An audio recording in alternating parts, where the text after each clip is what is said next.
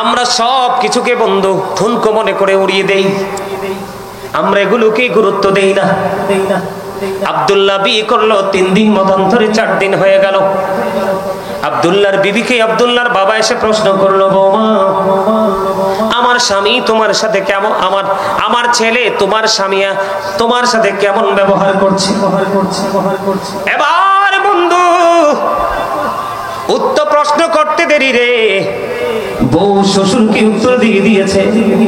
আজকে 3 দিন হলো, মতান্তরে 4 দিন হলো, আমি এখনো পর্যন্ত আমি আমার স্বামীর চেহারাটা দেখিনি। আল্লাহু আকবার বলেন না, কি করিনি? স্বামীর চেহারাটা দেখিনি। তখন ওই আব্দুল্লাহর বাবা আমার নবীজির কাছে নালিশ দিলেন। নবীজি সঙ্গে সঙ্গে ওই আব্দুল্লাহকে বন্ধু ডেকে পাঠালেন, বললেন তুমি শুধু নামাজ রোজা করলে, ইবাদত করলে চলবে না। আব্দুল্লাহ কোনো খারাপ কাজ করেন, আল্লাহর গোলামিতে নিয়োজিত আছে। এখন আমার নবীজি তাকে বলে দিলেন, না না, অন্য কাজের পাশাপাশি তোমাকে তোমার বিবির সাথে উত্তম ব্যবহার করতে হবে, তার মানে বিবির হকও তাকে দিতে হবে। সুবহানাল্লাহ বলেন না? তাহলে নবীজিকে ফলো করলে আপনার জীবনে কোনো ঘাটতি থাকবে না। কথা বলেন, ঘাটতি থাকবে না। কোনোদিন কোনো অবস্থায় আপনার ঘাটতি হবে না। আপনি দুনিয়ার মধ্যে যা কিছু করেন না কেন, আপনি সব কিছু করতে পারেন, কিন্তু আপনি যেখানে যেটা প্রয়োজন সেটা যদি করতে পারেন, তাহলে আপনি হবেন উত্তম আচরণকারী এবং উত্তম চরিত্রবান। বন্ধুরে আমার, এই জায়গাতে আমি যদি আপনাদেরকে একটা জিনিস একবার ইনশিওর করে দেই, এই জায়গাতে বাবা মার দায়িত্ব যথাযথ পালন করা উচিত। আমরা যারা সন্তান রয়েছে আমাদের দায়িত্ব যথাযথ পালন করা উচিত। বাবা মার দায়িত্ব হলো every parent should take care their children very carefully. প্রত্যেকটা পিতামাতার উচিত সন্তানের দায়িত্ব যত্ন সহকারে পালন করা। আর আমরা যারা সন্তান পৃথিবীর বুকে এসেছি, আমাদের প্রত্যেকের উচিত we should Obi our parents. আমাদের প্রত্যেকের উচিত আমাদের পিতামাতাকে মান্য করা। বলে হুজুর পিতামাতাকে মান্য করব কেমন করে? আমি বন্ধু আপনার জন্ম থেকে প্রাপ্তবয়স্ক হওয়া পর্যন্ত, আপনার উপর নামাজ ফরজ হওয়া পর্যন্ত আমি এই আগের জায়গাটা নিয়ে বলবো না। আপনি যখন বড় হবে, আপনার সন্তান যখন মোটামুটি বুঝতে শিখবে, আল্লাহর হাবিব বলেছেন আদিবু আওলাদাকুম আলা সালাতি খিসালিন হুব্বি নবীকুম হুব্বি আহলি বাইতিহি ওয়া আলা কিরাতিল কুরআন। আল্লাহর হাবিব সরকারে মদিনা তিনি বলে দিয়েছেন, তোমরা তোমাদের সন্তানদেরকে 3টি বিষয়ে শিক্ষা দাও। কয়টি বিষয়? একটা হলো হুব্বি নবীকুম, নবীর প্রেম, হুব্বি আহলি বাইতিহি, নবীর আহলি বাইতের প্রেম, নবীর পরিবারের প্রেম, আলা কিরাতিল কুরআন, কোরআন তেলাওয়াত শিখাও। সুবহানাল্লাহ। আপনি যদি আপনার চরিত্রকে ঠিক রাখতে চান, আপনি যদি উত্তম ব্যবহার করতে হতে চান, তাহলে আপনাকে একটা জায়গায় আসলে যথেষ্ট। ঠিক কিনা বলেন? এই জায়গাটা হলো Allah is all in all, follow his law and light for eternal success. আপনি পরিপূর্ণভাবে সফল হয়ে যাবেন, আপনার জন্য পরিপূর্ণ সফলতা অপেক্ষা করতেছে। আপনি 2টা জিনিসকে আঁকড়ে ধরেন। কয়টা? এই দুটো হলো আপনার আমার জীবনে নিয়ামত। একটা হলো আপনার আমার প্রাণের নবী, আর একটা হলো লৌহে মাহফুজের কোরআন, আল্লাহর অমীয় বাণী। জোরে জোরে বলেন সুবহানাল্লাহ।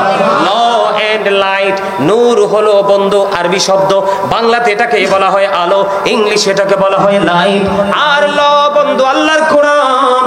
এই কোরআন বুঝিয়ে দেওয়ার জন্য আল্লাহ রাব্বুল আলামিন আমাদের জন্য বন্ধু আপনার আমার প্রাণের নবীকে পাঠিয়ে দিয়েছে। আপনি নবীকে আদর্শ হিসাবে গ্রহণ করেন, আপনার জীবনে কোনো দিক দিয়ে কোনো অবক্ষয় দেখতে পাবেন না। এই জন্য আল্লাহ রাসূল বলেছেন হুব্বি নবীকুম teach the love of the prophet, নবীর প্রেম শিখাও। আল্লাহর হাবিব হযরতে আলী রাদিয়াল্লাহু তাআলা আনহু থেকে হাদিস বর্ণিত, আপনার আমার প্রাণের নবী তিনি বলে দিয়েছেন, ও বন্ধু বিলিভার্স লাভ দ্য প্রফেট, ঈমানদাররা নবীকে ভালোবাসবে। Hypocrites don't love the prophet, মুনাফিকরা নবীকে ভালোবাসবে না। যার সিনায় নবীর প্রেম আছে, যার সিনায় নবীর মহব্বত আছে, যার সিনায় নবীর ভালোবাসা আছে, তার পক্ষে বন্ধু প্রত্যেকটা জায়গায় অ্যাক্টিভ থাকা সম্ভব। মুনাফিক কখনোই অ্যাক্টিভ হতে পারে না। ঠিক কিনা বলেন? দুনিয়া আমার। এরপর এরপরে আমার নবী বলে দিয়েছেন, তোমরা তোমাদের সন্তানদেরকে গুরুত্ব দিতে হবে। এটাই হলো আপনার আমার জন্য বড় শিক্ষা। কি? কারণ নবীকে ভালোবাসা আমাদের জন্য ফরজ, এটা হলো ঈমান। নবীর আহলে বাইত, নবীর পরিবারকে ভালোবাসা এটাও ফরজ, এটাও বন্ধু ঈমান। আপনি এই শিক্ষার প্রতি গুরুত্ব দিতে হবে, এই শিক্ষার গুরুত্ব অপরিসীম। আপনি যদি সন্তানকে শিক্ষাটা দিতে না পারেন, তাহলে আপনার সন্তান পথভ্রষ্ট হয়ে যাবে, চরিত্রহীন হয়ে যাবে, বন্ধু খারাপ ব্যবহার করেনেওয়ালা বান্দাদের অন্তর্ভুক্ত হয়ে যাবে। কারণ তার মধ্যে সঠিক শিক্ষা যেটা থাকার দরকার সেটা নেই। তারপরে বলেছেন কোরআন তেলাওয়াত। আমি আপনাদেরকে যদি একটুখানি মজা দিতে চাই বন্ধু, আপনারা নবীর আহলে বাইত সম্পর্কে আমি যদি একটু বলতে চাই, আপনি যদি চরিত্রবান হতে চান তাহলে বন্ধু ইমাম হাসান হুসাইন দুই ভাইকে ফলো করতে পারেন। আপনি যদি চরিত্রবান হতে চান, আপনি যদি উত্তম ব্যবহার করেনেওয়ালা হতে চান, হযরত আলীর দিকে ফলো করেন। মা বোনদেরকে ডেকে ডেকে বলছি, আপনারা যদি উত্তম চরিত্রবান হতে চান, আপনারা যদি আবেদা হতে চান, সালেহা হতে চান, তাহেরা হতে চান, তাহলে মা খাতুনে জান্নাত ফাতেমাকে ফলো করতে পারেন। তার কারণ হলো আপনারা আমার প্রাণের নবী সেই ইনস্ট্রাকশন আমাদেরকে দিয়েছেন। নবীজি বলেছেন বন্ধু নবীজির আহলে বাইতকে ভালোবাসতে আমার আপনার প্রাণের নবী সর্বপ্রথম মা খাতুনে জান্নাত ফাতেমা। হাদিস শরীফের মধ্যে এসেছে আল্লাহর প্রিয় হাবিব সরকারে মদিনা তিনি বলেছেন ফাতেমাতু সাইয়্যিদাতু নিসাই আহলিল জান্নাহ।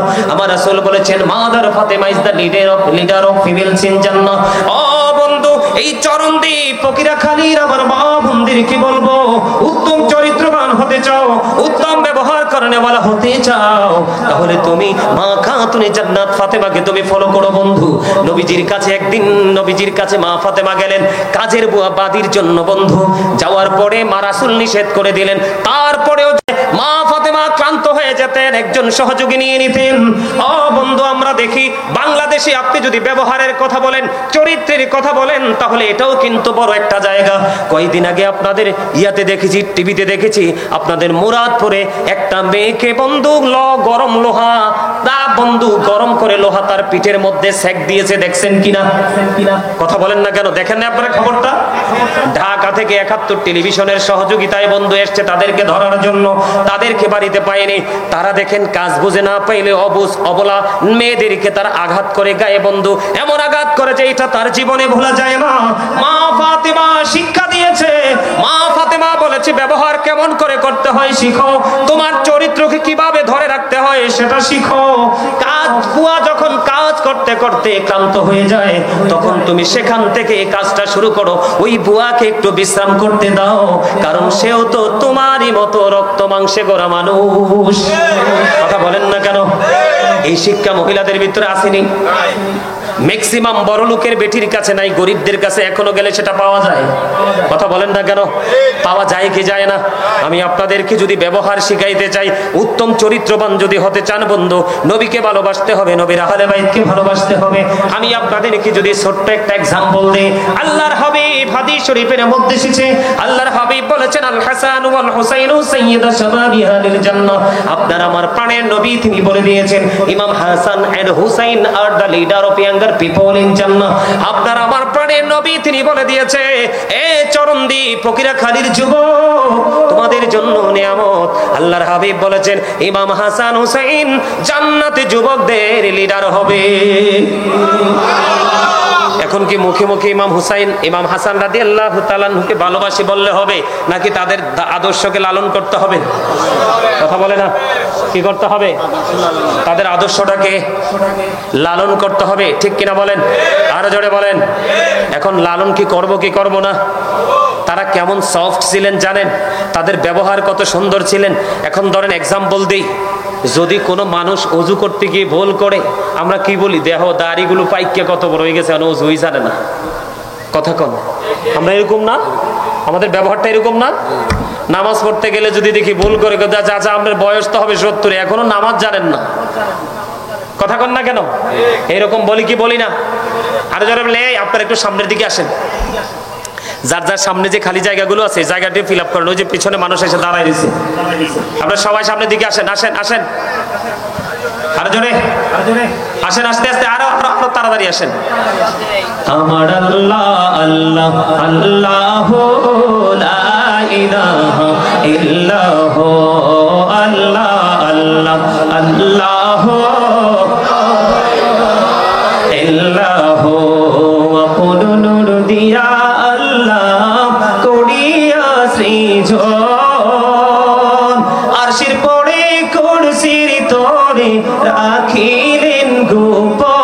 নবীজি আল্লাহ আল্লাহ আল্লাহ আল্লাহ আল্লাহ আল্লাহ আল্লাহ পাকের প্রিয় হাবিবে মুহাম্মদ রাসূল সবার আগে হলেন তিনি সৃষ্টি কুলের মূল নবীজি আল্লাহ আল্লাহ আল্লাহ আল্লাহ আল্লাহ আল্লাহ লা ইলাহা ইল্লাল্লাহ মনটা আমার চাই যে শুধু যেতে মদিনায় এই মনটা আমার চাই যে শুধু যেতে মদিনায় হায়রে অবুঝে মনে রে বোঝাই যত সে তো বোঝে না নবীজি আল্লাহ আল্লাহ লা ইলাহা ইল্লাল্লাহ আল্লাহ আল্লাহ আল্লাহ না জানি তো বাইতে নৌকা না জানি সাঁতার না জানি তো বাইতে নৌকা না জানি সাঁতার হায়রে দয়া করে পার করিও জাহান্নাম মাজার নবীজি আল্লাহ আল্লাহ লা ইলাহা লা ইলাহা ইল্লাল্লাহ মুহাম্মাদুর রাসূলুল্লাহ সাল্লাল্লাহু আলাইহি ওয়াসাল্লাম। বন্ধু বলতেছিলাম আমি আপনাকে, আপনারা একটু মনটা দিয়ে শুনেন, বিভিন্ন দিক থেকে ছোট্ট ছোট্ট করে एग्जांपल দিব বন্ধু। এবার আমি বলতেছিলাম ইমাম হাসান রাদিয়াল্লাহু তাআলা আনহু হুসাইন রাদিয়াল্লাহু তাআলা আনহু দুই ভাই একদিন সফরে বের হলো। দুই ভাই যখন সফরে বের হলো, সফরে বের হওয়ার পরে দেখতে পাইলেন একজন মুরব্বী উযু বানাইতেছে, কিন্তু মুরব্বীর উযু হয় না। এবং ইমাম হাসান হুসাইন দুই ভাই চিন্তা করলেন, একজন আরেকজনের সাথে পরামর্শ করলেন, দাঁড়িয়ে দাঁড়িয়ে দেখলেন ওই যে বুড়ো দাদুর তো উযু হয় না, আজকে কৌশলে বুড়ো দাদুকে উযু শিখিয়ে দিব, কিন্তু দাদুর সাথে কখনোই খারাপ ব্যবহার করা যাবে না। সুবহানাল্লাহ বলেন না, আর জোরে বলেন না সুবহানাল্লাহ। এবার বন্ধু ধীরে ধীরে এবার কি করলেন, ওই বুড়ো দাদুর কাছে ইমাম হাসান হুসাইন দুই ভাই আস্তে আস্তে করে চলে গেলেন। যাওয়ার পরে বন্ধু এবার দাদুকে ডাক দিলেন, ডাক দিয়ে দাদুকে সালাম দিলেন। দাদু সালামের জবাব দিলেন। জবাব দেওয়ার পরে ভালো মন্দ জিজ্ঞেস করা হলো, দাদু আপনি কেমন আছেন? দাদু বললেন ভালো আছি। আপনারা কেমন আছেন? আমরাও ভালো আছি।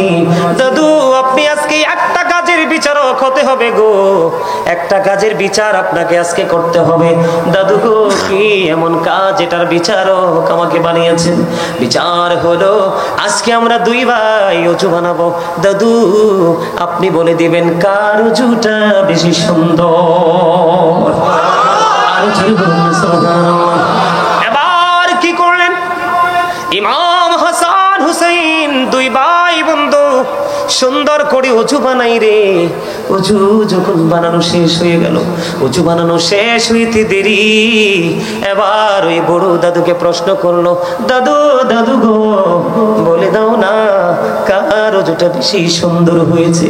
এবার ওই বড় দাদু ডাক দিয়ে বললেন, দাদু গো আপনারা দুইজনের অজুই এত সুন্দর হয়েছে, আমার জীবনে আমি আর কোনোদিন কাউকে তো সুন্দর করে অজু বানাইতে দেখিনি, আমার কাছে অত্যন্ত পছন্দ হয়েছে গো দাদু। আপনারা দুই ভাইয়ের অজুটাই সুন্দর হয়েছে। আপনারা কে গো এত সুন্দর নুরানি চেহারা, এত সুন্দর দুই ভাই? আমার নবীজি সাহাবায়ে কেরামের জীবনী থেকে আমরা অনেক উত্তম আচরণ, সুন্দর আচরণ, উত্তম চরিত্রের মিসাল আমরা খুঁজে পেয়েছি বন্ধু। আমরা সেই দিকে দাবিত হতে হবে। জীবনে আপনি যত ভালো কাজ করেন, যত দান সদকা করেন, যত ধরনের ভালো কাজ করেন, আপনার ব্যবহার এবং চরিত্র এই দুটো যদি ঠিক না থাকে বন্ধু, আপনি কখনোই জান্নাতে যেতে পারবেন না। এই দুটোকে ভালো করার দরকার আছে না? আছে। সম্মানিত উপস্থিতি, ব্যবহারের কথা যদি বলি, এখন আমাদের সমাজের মধ্যে দেখবেন বিপদে পড়লে যদি একজন 5টা টাকা হাওলাত চায়, মানুষ কিন্তু দিতে চায় না। কথা বলেন চায়? কিন্তু সুদের কথা বলেন, দেখবেন কতজন দিতে আসে। আছে না নাই? আরো জোরে বলেন, আছে না? হাওলাত চাইলে বলবে নাই। যখন আপনি সুদের মাধ্যমে কোনো বিনিময়ে পাবে দিতে বলবেন, তখন দেখবেন টাকার কোনো অভাব হবে না। এটা কি ভালো ব্যবহার? আরো জোরে বলেন না। এই ব্যবসাটার সাথে যারা যুক্ত, প্রত্যক্ষ পরোক্ষ যেইভাবে যুক্ত, সবার অপরাধ সমান। সবার অপরাধ কি সমান? নবীজি মেরাজে গেলেন, মেরাজে যাওয়ার পরে জাহান্নামের মধ্যে দেখতে পাইলেন এক একটা মানুষের পেট এক একটা ঘরের মতো বড় বড়। জিব্রাইলকে প্রশ্ন করেন, ভাই জিব্রাইল, এরা কারা? জিব্রাইল উত্তর দিয়ে দিয়েছেন, এরা সুদখোর। আর জোরে কোন না, এরা কি সুদের টাকা দিয়ে মসজিদ বানাইলে লাভ হইব? যারা সুদ খায় তারা কি চরিত্র ঠিক আছে নাকি চরিত্র নষ্ট হয়ে গেছে? যারা মানুষকে কষ্ট দিয়ে সুদের টাকা উপার্জন করে, তাদের ব্যবহার কি ভালো না খারাপ? তাহলে আপনারা একটু বিবেচনা করে দেখবেন, একটু বিবেচনা করে দেখবেন, চরিত্র এবং ব্যবহার এই দুটো কিন্তু কাছাকাছি। দুটো কি? যার চরিত্র খারাপ তারই ব্যবহার খারাপ, আর যার ব্যবহার খারাপ মনে করবেন এটারই চরিত্র খারাপ। কথা কন না কেন? এই দুটোকে সুন্দর করতে হলে আপনাকে রাসূল প্রেমিক হতে হবে। কি হতে হবে? রাসূল প্রেমিক হতে হবে। রাসূলের সাথে প্রেম করবেন, আপনি কি হয়ে যাবেন? ধন্য হয়ে যাবেন। অন্যথায় আপনি নগণ্য হয়ে যেতে হবে। ঠিক না? ঠিক। এখন রাসূলকে তো পাবেন না, রাসূল তো আমাদের কাছ থেকে চলে গেছে।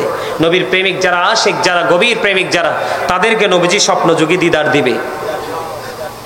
এমনিতে তো সরাসরি নবীকে দেখার কোনো সুযোগ, পাওয়ার কোনো সুযোগ নেই, কিন্তু নবীর আদর্শটাকে আমরা পেয়েছি। এটাকে আমরা সারা জীবন ধরে রাখতে পারবো। কার মাধ্যমে? হক্কানি আলেমদের মাধ্যমে। আপনাদের চট্টগ্রামের মানুষের কিন্তু চরিত্র খারাপ হওয়ার কথা না, কারণ সারা বাংলাদেশের মানুষ জানে সুন্নিয়তের শহর হলো চট্টগ্রাম। ঠিক কিনা বলেন? আরো জোরে, সুন্নিয়তের শহর কি? যার মধ্যে সুন্নিয়ত আছে তার চরিত্র এবং ব্যবহার কোনোটাই খারাপ হতে পারে? আরো জোরে বলেন, পারে? পারে না। সম্মানিত উপস্থিতি, আপনাদের আমাদের সমাজে গান বাজনা হয়নি? আরো জোরে বলেন, হয়নি? আপনি যদি নামাজ পড়েন, আপনি যদি হজ করেন, আপনি যদি রোজাও রাখেন, তারপরেও আপনার ঠিকানা হবে জাহান্নাম। শুধু গান বাদ্যযন্ত্র প্রেমিক হলে, মাঠে পানি দিলে যেমনি ফসল জন্ম হয়, ঠিক তেমনি ভাবে এই অশ্লীল শব্দ দ্বারা গান রচনা করে, মিউজিক অ্যাড করে, যেটা আপনার সামনে তুলে ধরা হয়, এটার মাধ্যমে মানুষের মনের ঘরে নোংরামি সৃষ্টি হয়। আরো জোরে বলেন নাউজুবিল্লাহ।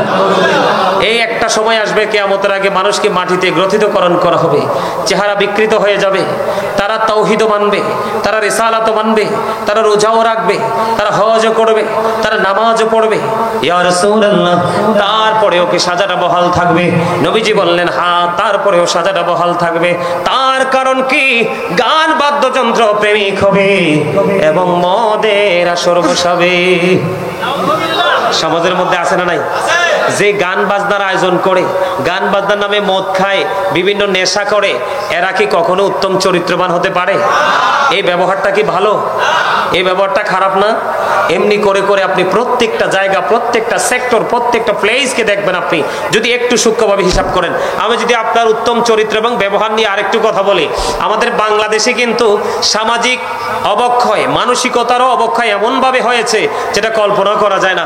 আপনারা জানেন কিনা জানি না, এই আপনাদের এই চট্টগ্রামে, এই চরণদ্বীপ ফকিরাখালীতে মানুষ কি একজনকে দাওয়াত দিলে 3 জন যায়নি? আরে ওমা, যায় না বলে, একজনকে দাওয়াত দিলে 3 জন যায় না? কথা বলেন, যায় কি যায় না? এটা যে ইসলাম সাপোর্ট করে না, এই ব্যবহারটা যে ভালো না, এটা জানেননি? জানেন? যে জানেন আলহামদুলিল্লাহ, আর যে জানেন না তাকে একটু বলে দেই। সম্মানিত উপস্থিতি, একজন দাওয়াত দিলে 3 জন যাওয়া যাবে না, আবার দাওয়াত রেখে দাওয়াত মিস করা যাবে না। কি? একজনকে দাওয়াত দিলে 2 জন বা 3 জন যাওয়া যাবে না, আবার দাওয়াত রেখে দাওয়াত মিস করা।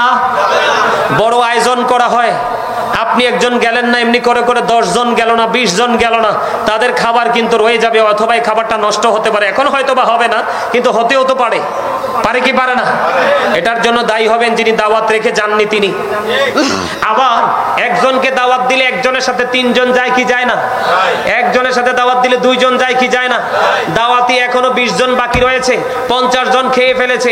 50 জনের মধ্যে 20 জনই আপনার অতিরিক্ত একজন করে করে নিয়ে গেছে। কেউ ভাগিনা নিয়ে গেছে, কেউ নাতি নিয়ে গেছে, কেউ ভাতিজা নিয়ে গেছে, কেউ ছোট ছেলে নিয়ে গেছে। এমনি করে করে মূল দাওয়াতি 20 জন বাকি রয়েছে। এই 50 জনের মধ্যে 20 জন অথবা 25 জন অতিরিক্ত একজন করে নিয়ে গেছে। এখন খাবার আছে না নাই? খাবার নাই। সেই এই যে 20 জনকে সে আর খাবার দিতে পারবে না। এই লজ্জার জন্য দায়ী হবে যারা অতিরিক্ত ওনাকে ইনফর্ম না করে, ওনাকে না জানিয়ে যারা গিয়েছে তারা। কথা কি বুঝতে পারছেন? আরো জোরে বলেন, পারছেন? বিয়ে কি পবিত্র কাজ না? আরো জোরে বলেন। এখনকার চরিত্রহীন সন্তান বেশি নাকি চরিত্রবান?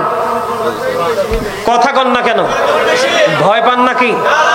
এখনকার যুগের আমি সব সময় প্রায় ওয়াজে বলে থাকি, মুরব্বীদের অন্তর আল্লাহ আল্লাহ রাসূলের প্রেম ভালোবাসায় ভরা, আর এই প্রজন্মের ম্যাক্সিমাম যুবক যুবতীদের অন্তর হিংসা, নোংরামি আর আত্মগরিমায় ভরা। ঠিক কিনা বলেন? একমাত্র কারণ হলো দিনের শিক্ষা না থাকার কারণে। গতকালকে আমি সেই বিষয় নিয়ে লম্বা আলোচনা করেছিলাম। গতকালকের প্রোগ্রামে এই জিনা ব্যভিচার নিয়ে, জোরে বলেন না নাউজুবিল্লাহ, এ নিয়ে এটা লূত আলাইহিস সালামের জামানায় ছিল বলৎকার। কি এই বলৎকারী পিছনের লজ্জাস্থান দিয়ে আপনার নিজের শারীরিক চাহিদা মেটানো, এটা লূত জাতির কাজ, এটা আখিরি নবীর কাজ হতে পারে না। ঠিক কিনা বলেন? আর জোরে কি বলবো? চরিত্র নিয়ে ওয়াজ বিভিন্ন দিক থেকে আপনাদেরকে এক্সাম্পল দিয়েছি। কারো কাছে ভালো লাগবে, কারো কাছে খারাপ লাগবে, আই ডোন্ট কেয়ার। আমি যতটুকু অর্জন করেছি ততটুকু থেকে আমি আপনাদেরকে বলে দিতে চাই। আল্লামা ইবনে হাজার আসকালানি হাসান ইবনে জাকওয়ান রাদিয়াল্লাহু তাআলা আনহু থেকে তিনি বর্ণনা করেছেন। বলবো? আরো জোরে বলেন। বলবো? আরো জোরে, আরো জোরে বলবো। বন্ধুরে আমার, আমার দিকে তাকার বন্ধু, কেমন করে আমি আপনাদেরকে বোঝাবো?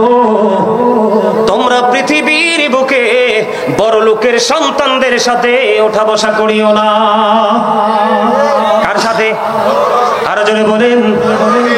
ধনী লোকের বেটা, ধনী লোকের বেটি, তাদের চরিত্র থাকে না, তাদের লজ্জা থাকে না, তাদের শরম থাকে না, তাদের ব্যবহার কখনো সুন্দর হয় না, তারা কখনো সমাজের তোয়াক্কা করে না। এই জন্য জানিয়ে দিয়েছেন। কিছু বলবেন? এই জন্য বলে দিয়েছেন বন্ধু, বড় লোকের সন্তানদের সাথে মেলামেশা করিও না, কারণ বড় লোকের ছেলেরা ও বন্ধু অবিবাহিত যুবতীদের মতো ফিতনা। কথা কয় না? আমার কথা বুঝেন না আপনারা? আরে ভাই বানাইয়া বলি না তো। আর আমি আপনাদেরকে আরেকটা কথা বলি। হযরতে সুফিয়ান সাউরি রাদিয়াল্লাহু তাআলা আনহু তিনি বলেছেন, আমি একদিন গোসলখানায় গেলাম। গোসলখানায় যাওয়ার পরে ফুটফুটি সুন্দর একটা বালক আমার গোসলখানায় ঢুকে পড়লো। আমি ডেকে ডেকে বললাম, এই বালকটাকে আমার কাছ থেকে গোসলখানা থেকে বের করে নিয়ে যাও, কারণ একটা অবিবাহিত একটা মেয়ের সাথে থাকে একটা শয়তান, আর আপনার বালকদের সাথে থাকে 10টা শয়তান। কথা বুঝেন নাই? এই শুধু মেয়েদেরকে চোখে চোখে রাখলে হবে না। সমাজে যদি আপনি উত্তম চরিত্রবান সন্তান এবং ছেলে মেয়ে যদি আপনি সমাজে রেখে যেতে চান, তাহলে ছেলে মেয়ের সাথে আপনাকে 3টা জিনিসের দিকে নজর রাখতে হবে। একটা হলো তার পারিবারিক শিক্ষা, আরেকটা হলো তার সামাজিক শিক্ষা, আরেকটা হলো যে তার জীবনে বড় হলে বন্ধু বান্ধবদের সাথে যে ওঠা বসা করে সেই শিক্ষা। আপনাকে 3টা জায়গার দিকে সমানভাবে খেয়াল রাখতে হবে, তাহলেই কিন্তু সন্তান চরিত্রবান হবে। হযরত আবু সাঈদ খুদরি রাদিয়াল্লাহু তাআলা থেকে হাদিস কানা বর্ণিত, আমার নবী, আপনার নবী দু জাহানের বাদশা নবী, তিনি বন্ধু জানিয়ে দিয়েছে, একজন যুবক আর একজন যুবকের লজ্জাস্থানের দিকে তাকায়ও না, একজন যুবতী আর একজন যুবতীর লজ্জাস্থানের দিকে তাকায়ও না। আমার নবী বলে দিয়েছেন বন্ধু, একজন যুবক প্রাপ্তবয়স্ক একজন যুবক আর একজন যুবকের সাথে তুমি একই কাঁথার নিচে ঘুমাইও না, একজন যুবতী আর একজন যুবতীর সাথে একই কাঁথার নিচে ঘুমাইও না। জোরে জোরে বলেন আল্লাহু আকবার। একবার বলুন না সুবহানাল্লাহ। আমার কথা বুঝতে পেরেছেন? হ্যাঁ, খেয়াল রাখবেন তো, কোনো বালক যদি সমাজের মধ্যে অতিরিক্ত সুন্দর ফুটফুটে হয়, এটার দিকে কোনো আপনার আমি কি বলবো লজ্জার কথা নয়, এটা জানার কথা, এটার দিকে কোনো না কোনো ছেলের নজর পড়তে পারে। এই জন্য প্রাপ্ত কোনো বয়স্কর সাথে ফুটফুটে সুন্দর কোনো বালককে একসাথে দেওয়া যাবে না, তাহলে এই চরিত্র শারীরিক ফিজিক্যাল চরিত্রটাকে হরণ করে নিয়ে যাবে। জোরে জোরে বলেন ঠিক না ঠিক? আরো জোরে। এই দেশে এইডস রোগ আছে না নাই? আরো জোরে বলেন। এই এইডস রোগ এটা একমাত্র বলৎকারী জিনা ব্যভিচার থেকে আপনার আসে। আপনি যখন আপনার চরিত্রকে সুন্দর রাখবেন, তখন দেখবেন এই ভয়ঙ্কর ব্যাধি আপনার আমার মধ্যে থাকবে, আপনার আমার মধ্যে থাকবে। সম্মানিত উপস্থিতি, আমি যদি আজকে আপনাদের কোন পাপের কোন সাজা সেই বিষয়টা নিয়ে যদি একটু আলোচনা করতে পারতাম, তাহলে আমি আপনাদেরকে বলতে পারতাম জিনার যে কত নোংরা শাস্তি হবে, ব্যভিচারের যে কত নোংরা শাস্তি হবে, বলৎকারের যে কত ভয়ঙ্কর সাজা হবে। চরিত্র আমাদের কয়েক রকমের আছে, ঠিক কিনা বলেন? ব্যবহারও তেমনি কয়েক রকমের আছে, ঠিক কিনা বলেন? বাড়ি বানাইতে গেলে পাশের মানুষকে নিয়ে বাড়ি বানাবেন, কথা বলেন। মাঠে ফসল বুনতে গেলে আশেপাশের জমির মালিকদেরকে নিয়ে সুন্দর করে আলাপ আলোচনা করে সবাই মিলেমিশে করবেন, ঠিক কিনা বলেন? আরো জোরে। কাউকে কেউ কিছু চাইলে আপনি যদি পারেন দিবেন, না পারলে তাকে সান্ত্বনা দিয়ে বিদায় দিবেন, দূর দূর করে তাড়ানো যাবে। ব্যবহার অনেক রকমের হয়, ব্যবহার কিভাবে করবেন, চরিত্র অনেক রকমের হয়।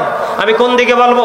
আপনি বড় লোক, আপনার ঘরের লোক, পাশের ঘরের লোক গরিব, আপনি আল্লাহ রাসূল বলে যে তুমি যখন রান্না করো, রান্নার সময় তরকারিতে ঝোল একটু বাড়াই দিও, যেন তোমার পাশের ঘরের গরিবকে দিতে পারো। আর আপনি যদি তাকে দেওয়ার ইচ্ছা না থাকে, আপনি এমন সময় খান, এমন সময় বাজার ঘরে ঢুকান, তার সন্তান দেখলে কান্নাকাটি করবে, কিন্তু তার তো দেওয়ার তৌফিক নাই, এটাকে লুকাইয়া ঘরে ঢুকান। কথা কি বুঝতে পারছেন? এইরকম করে করে প্রত্যেকটা সেক্টরে আপনারা একটু বিবেক খাটিয়ে কাজ করবেন, তাহলে আপনি উত্তম ব্যবহার করেওয়ালা ব্যক্তি এবং উত্তম চরিত্রবান হিসাবে আপনি আল্লাহর কাছে বিবেচিত হয়ে যাবেন। জোরে জোরে বলেন আমিন। সম্মানিত উপস্থিতি, এই সুন্দর জায়গাটাকে আরো বেশি সুন্দর করতে হলে আমি শুরুতে একটু জিকির নিয়ে কথা বলেছিলাম, মনে আসেনি? আরো জোরে বলেন। এই জায়গাটা দিয়ে শেষ করে দিব, অনেক সময় হয়ে গেছে। এই জায়গাটা দিয়ে শেষ করব। সেই জায়গাটা হলো আপনার জিকির কিভাবে করবেন। সুবহানাল্লাহ আল্লাহর জিকির, আলহামদুলিল্লাহ জিকির, আল্লাহু আকবার জিকির, লা ইলাহা ইল্লাল্লাহ জিকির। কাউকে ভালো কাজের জন্য ডাকা, এটাও জিকির। কাউকে মন্দ কাজের জন্য ডাকা, এটাও জিকির। কথা কি বুঝতে পারছেন? নামাজ পড়তেছেন, এটাও জিকির। হজে গেছেন, সেটাও জিকির। হজ হলো জিকিরের জুলুস, কারণ যেটা বিভিন্ন জায়গা পরিদর্শন করে সম্পন্ন করতে হয়। নামাজে দাঁড়িয়েছেন, এটাও জিকির, এটা হলো জিকিরের জলসা, কারণ এটা একই জায়গায় দাঁড়িয়ে এবং বসে সম্পন্ন করা হয়। সুবহানাল্লাহ বলেন, আরো জোরে বলেন। তার আমার জীবনে পাপ আছে না নাই? অতীত জীবনে অনেক ব্যবহার খারাপ করছি মানুষের সাথে, কথা কর না কেন? আমরা করি না? যেমন ধরেন, কি বলবো, সবচেয়ে বেশি খারাপ লাগে একটা কাজ, আমরা যখন বাজার করতে চাই, সব বাজার তো আর একটা একটা করে গনে গনে দেখে দেখে আনা যায় না। বাজার কি করে আনার পরে দেখলাম যে পচা বা নষ্ট, ব্যবহারের যোগ্য না, এটা ফিরাই নিলে কিন্তু দোকানদার কি হয়ে যায়? রাগ হয়ে যায়, হয় কি হয় না? আর জোরে বলেন না, হয় কি হয় না? এটা কি সুন্দর ব্যবহার? এটা কি তার উত্তম চরিত্র? কথা বলেন, এটা কি তার উত্তম চরিত্র? তো এইরকম ধরনের পাপের কোনো শেষ আমাদের, সকাল থেকে সন্ধ্যা পর্যন্ত, ঘরে থেকে বের হয়ে বিছানা পর্যন্ত আমাদের পাপের কোনো শেষ নাই। সম্মানিত উপস্থিতি, এই সবগুলো পাপকে আমরা আজকে ধূলিসাৎ করার একটা সিস্টেম আজকে শিখে যাব। সবগুলো পাপকে ধুয়ে মুছে পরিষ্কার করার শিক্ষা আমরা আজকে নিয়ে যাব। সেটা হলো সর্বশ্রেষ্ঠ জিকির, নামাজ। কি আরো যারা বলেন না, এখন কি কাল? কথা বলেন, এখন কি কাল? শীতকাল। আল্লাহর হাবিব শীতের দিনে বের হলেন। বের হওয়ার পরে তিনি দেখলেন গাছের পাতাগুলো ঝরে ঝরে পড়ে যাচ্ছে। পড়ে না শীতের দিনে?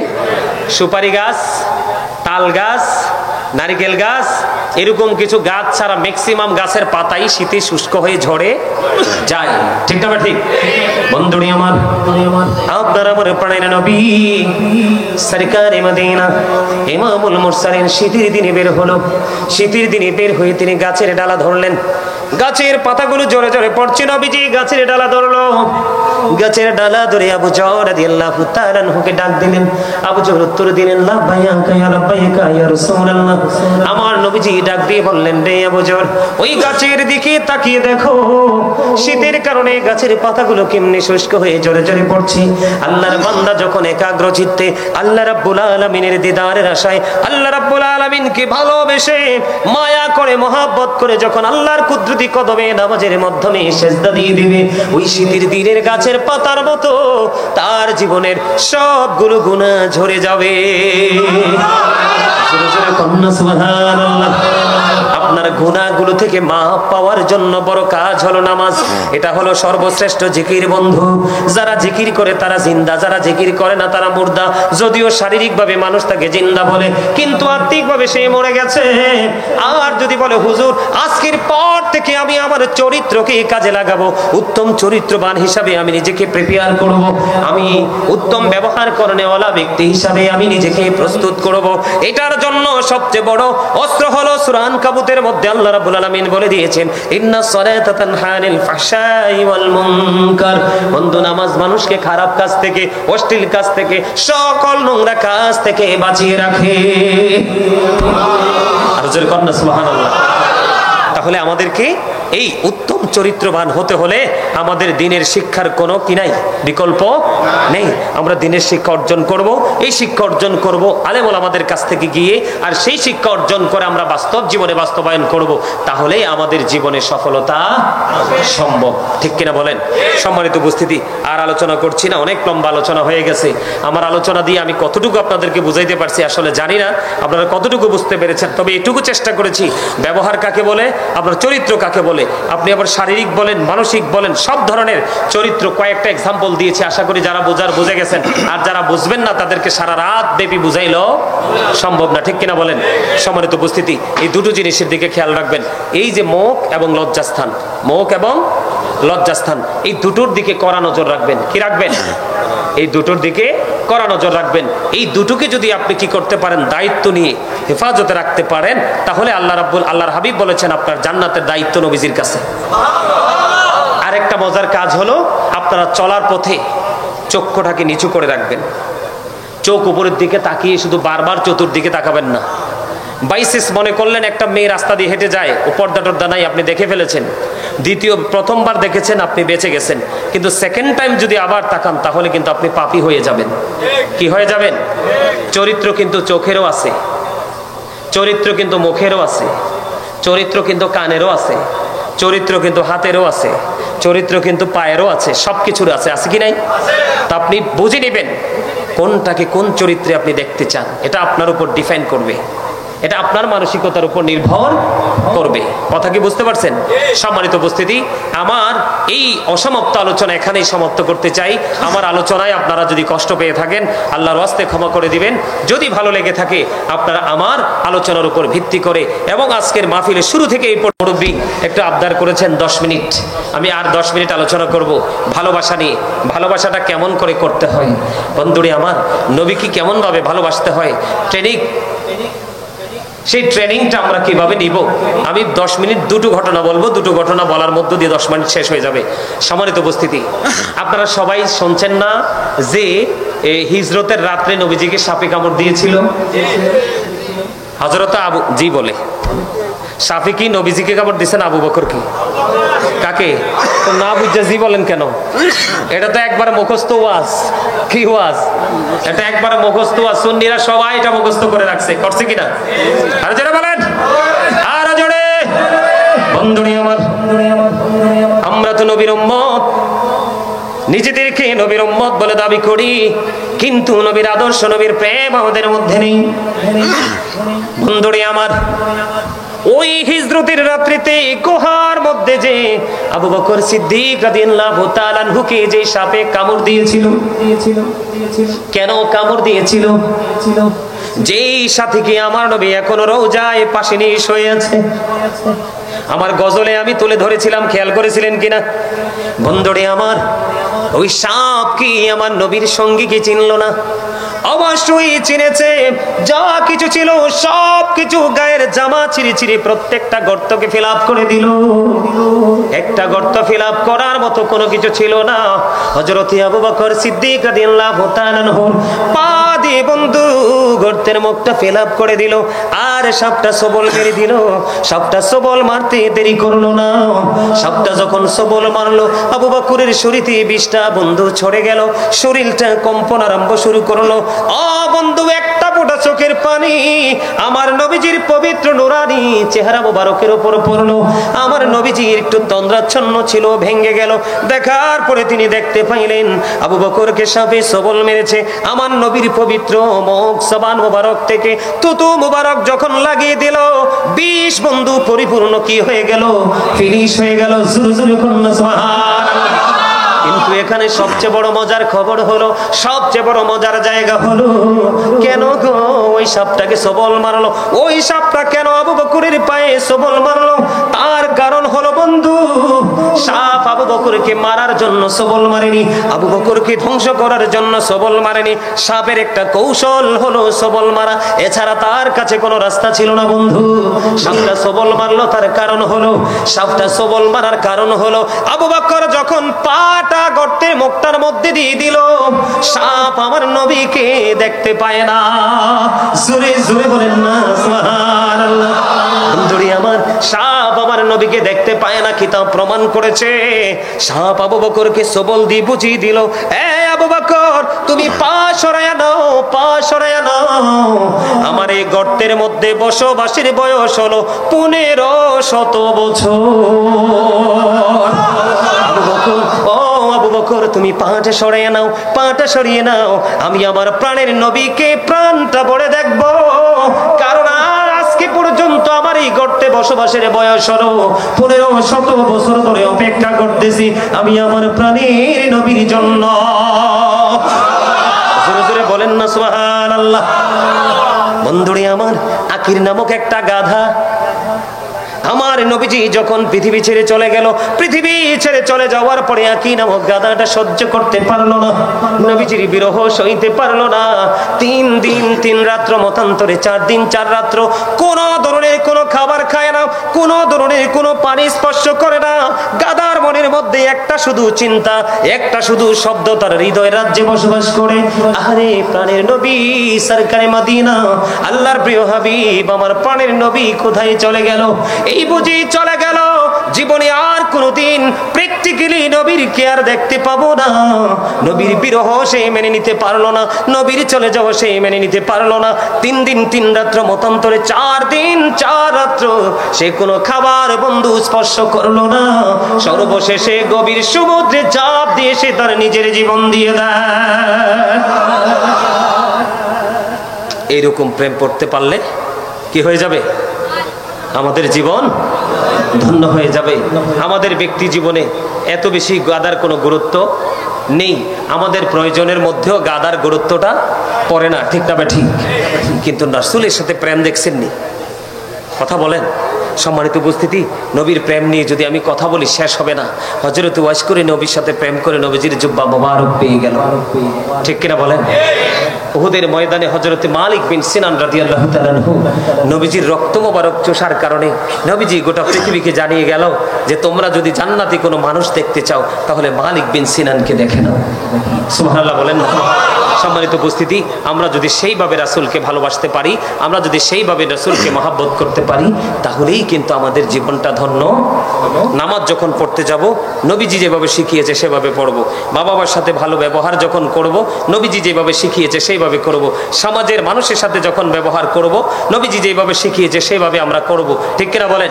রাস্তায় যখন চলবো রাস্তার যে হক আছে সেই হক আমরা আদায় করব। এমনি করে করে প্রত্যেকটা জায়গায় একদিন একটা শিখবেন, একদিন একটা শিখবেন, একদিন একটা শিখবেন, এমনি করে করে করে করে দেখবেন আপনি একদিন দেখবেন সব কিছু আপনার আওতায় চলে আসবে, ঠিক কিনা বলেন?